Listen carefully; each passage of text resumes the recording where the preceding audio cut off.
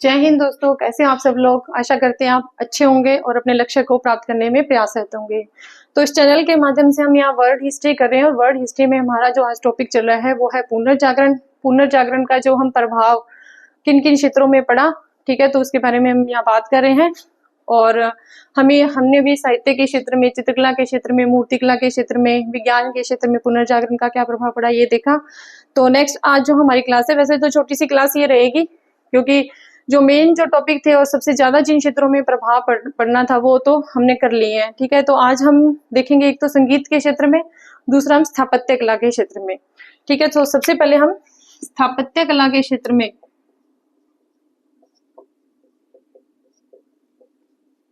में जो पुनर्जागरण का क्या प्रभाव पड़ा ये हम यहाँ पढ़ेंगे, ठीक है।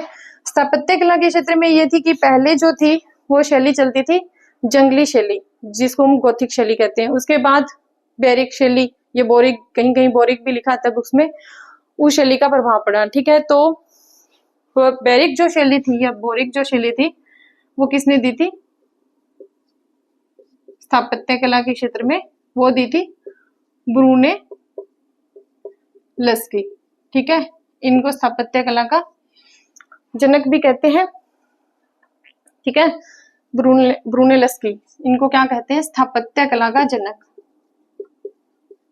स्थापत्य कला के जनक ब्रुनेलस्की कहते हैं। इन्होंने बैरिक शैली दी थी, ठीक है। अब पहले बैरिक शैली में क्या है, साज सजावट पर, डेकोरेशन पर में ज्यादा इस पे ध्यान दिया गया, ठीक है। तो पहले क्या होता था कि पहले क्या पत्थर थे, पत्थरों के स्थान पर अब लकड़ी का, मेहराब का, ठीक है, पिल्लर आदि, इन सब का ज्यादा प्रभाव पड़ा, ठीक है। तो पहले जो थे वो स्थापत्य कला में मतलब पत्थर से ही ज्यादा बनाई जाती थी इमारतें वगैरह। उसके बाद जैसे लकड़ी का प्रयोग भी होने लगा, ठीक है, मेहराब भी बनाए जाने लगे, डेकोरेशन की जाने लगी, गुंबद बनाए जाने लगे, ठीक है, इन सब चीजों का परिवर्तन हुआ। तो ब्रुनेलस्की जो थे, इन्होंने दो इमारतों का निर्माण करवाया था। एक तो जो थी कैथेड्रल चर्च, ठीक है, फ्लोरेंस में है, इसके गुंबद का डिजाइन बनाया था इन्होंने। कैथेड्रल चर्च, कैथेड्रल चर्च कहाँ पर है? फ्लोरेंस में है, ठीक है। इसके गुंबद का निर्माण करवाया इन्होंने इसमें, ठीक है। उसके बाद सेकंड जो इमारत बनाई इन्होंने, सेंट ग्राफेस चर्च में पंजी चैपल का निर्माण किया था। सेंट ग्राफेस चर्च है, ठीक है, चर्च में पंजी चैपल का निर्माण इन्होंने करवाया, ठीक है। इसके अलावा पोप निकोलस जो 5th थे, इन्होंने वेटिकन में 2 इमारतें बनवाई थी। एक तो पुस्तकालय बनवाया, दूसरा सेंट पीटर का गिरजाघर बनाया था, ठीक है। पोप निकोलस 5th,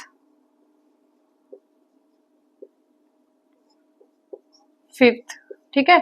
इन्होंने क्या किया था? इन्होंने वेटिकन में, वेटिकन सिटी, वेटिकन में 2 इमारतें बनाई, ठीक है, 2 इमारतें बनवाई थी, ठीक है। एक तो बनवाया था इन्होंने वहां पर पुस्तकालय, ठीक है, एक तो पुस्तकालय का निर्माण करवाया, दूसरा इन्होंने क्या करवाया था? सेंट पीटर का गिरजाघर का निर्माण करवाया। सेंट पीटर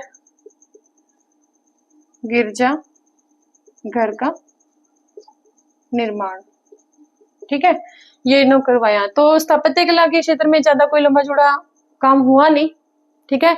ये जो वैसे तो बहुत सारी बुक्स में बहुत सारे टॉपिक मिल जाएंगे, लेकिन वो कोई ज्यादा इतने इम्पोर्टेंट नहीं है, ठीक है, फैक्ट के हिसाब से और जो हमारे पेपर बनता है उस हिसाब से इतना काफी है, ठीक है। तो इसमें स्थापत्य कला के क्षेत्र में पहले जो चलती थी शैली वो थी गोथिक शैली, जिसको जंगली शैली भी बोलते हैं, ठीक है। उसके बाद आई थी बैरिक शैली। बैरिक शैली किसने दी थी? ब्रुनेलस्की ने दी थी। स्थापत्य कला का जनक ब्रुनेलस्की को कहते हैं। और इन्होंने 2 इमारतें बनाई थी। कैथेड्रल चर्च का गुंबद बनवाया था जो कि फ्लोरेंस में है। सेंट ग्राफेस चर्च में पंजी चैपल का निर्माण इन्होंने करवाया था। नेक्स्ट है पोप निकोलस फिफ्थ, जिन्होंने वेटिकन में 2 इमारतों का निर्माण करवाया, एक तो पुस्तकालय बनवाया, दूसरा सेंट पीटर गिरजाघर का निर्माण इन्होंने करवाया। ठीक है, बस ये इतना ही है स्थापत्य कला के क्षेत्र में। नेक्स्ट हम संगीत कला के क्षेत्र में देखते हैं क्या चेंजेस हुए। संगीत के क्षेत्र में, ठीक है, सबसे ज्यादा जो पुनर्जागरण का प्रभाव पड़ा था ना, वो साहित्य के क्षेत्र में पड़ा था।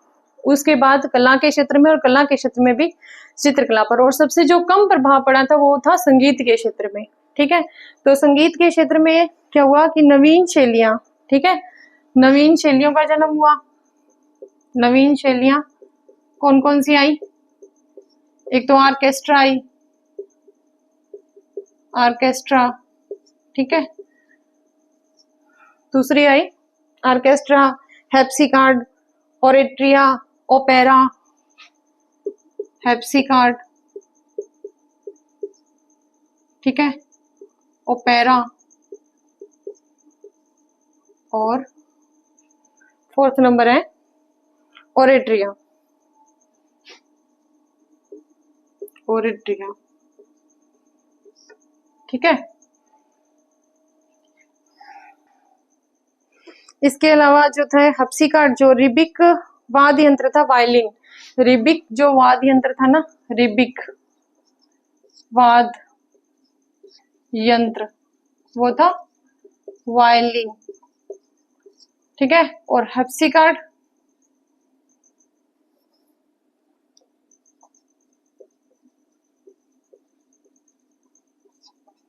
हैप्सिकार्ड ये था पियानो, ठीक है।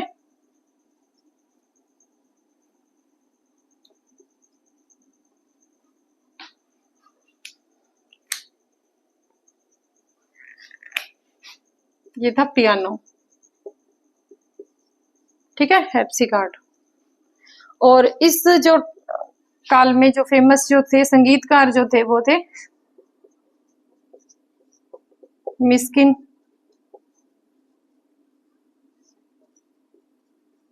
तास, ठीक है, बुल, विलियम बर्ड, गियोवेनी, बुल थे गियोवेनी, ठीक है, और विलियम बर्ड, ठीक है। ये जो थे वो फेमस संगीतकार थे उस समय के, ठीक है। तो इसी के साथ हमारा जो था वो पुनर्जागरण का टॉपिक है वो यहाँ पे एंड होता है। तो नेक्स्ट क्लास में हम पढ़ेंगे धर्म सुधार आंदोलन, ठीक है। जय हिंद दोस्तों।